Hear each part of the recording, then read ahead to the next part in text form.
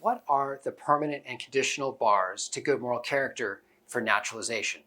I'm Erick Widman. I'm an immigration lawyer, and none of us are perfect.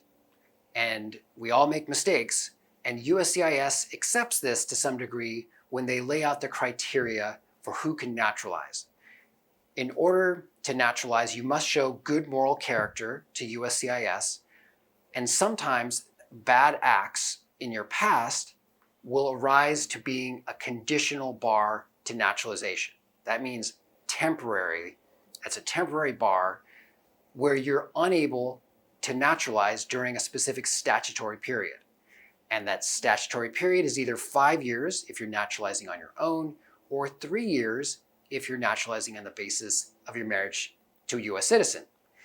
So certain mistakes, crimes, bad actions on your part in the past can be a temporary bar. But there are certain permanent bars to naturalization because the conviction or the activity was so horrible that you're no longer able to ever naturalize. So let's look at what some of these examples are. This isn't an exhaustive list, but we'll start with the permanent bars to good moral character, which therefore prevent you from ever naturalizing. So first on the list is murder. Murder is a permanent bar to establishing good moral character. Second are aggravated felonies. And that's a term of art, a legal term, and Congress changed the definition of aggravated felonies back in November 1990.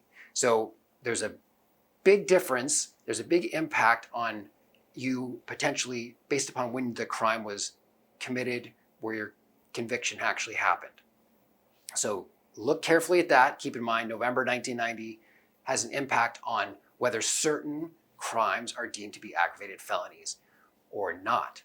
So here's a few of these items on the aggravated felony list.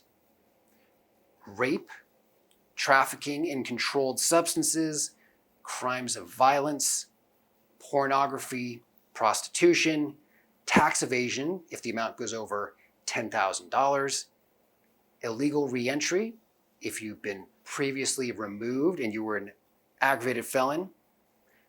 Two others, passport or document fraud, bribery, counterfeiting, forgery. So those, if committed after 1990, convictions for those are aggravated felonies, which are a permanent bar to naturalizing. In addition to that, there are a few other permanent bars, really horrible, heavy, heinous crimes that prevent applicants from ever naturalizing. So, genocide, torture, or persecution, if someone's been involved with that, permanent bar. Similarly, what's called particularly severe violation of religious freedom. That is a permanent bar to naturalization. So if you were the perpetrator, if you did those bad things, you are out of luck. You're permanently prevented from becoming a US citizen. Now, these conditional bars are more forgiving. USCIS puts these conditional bars into the category of, yes, mistakes happened in the past, but let's give you the opportunity to show you have good moral character for a new statutory period, 5 years or 3 years. Show to us that you're being a model permanent resident, that you're paying your taxes, that you're doing what you should in US society, and then they will allow a conditional bar to be left behind. And so what are some of these conditional bars that would prevent you from naturalizing during the statutory period, but will pass away? One or more CIMTs, otherwise known as crimes involving moral turpitude. And there is a petty offense exception in there that you also want to investigate. On the list as well, this is not a complete list, but false testimony under oath. If you lie under oath during a naturalization application or during your interview, you could be told, sorry, you are unable to naturalize because of this conditional bar, because of this lie under oath for the next 3 to 5 years, depending on your statutory period.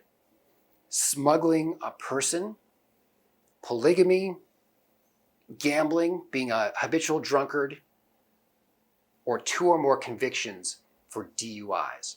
So all of those are examples of conditional bars to naturalization, which will keep you from naturalizing during that statutory period. There's a long, heavy list that we went through today. The terms are confusing, aggravated felony or not. The details can be overwhelming. Feel free to get in touch if you have any questions, and definitely take care.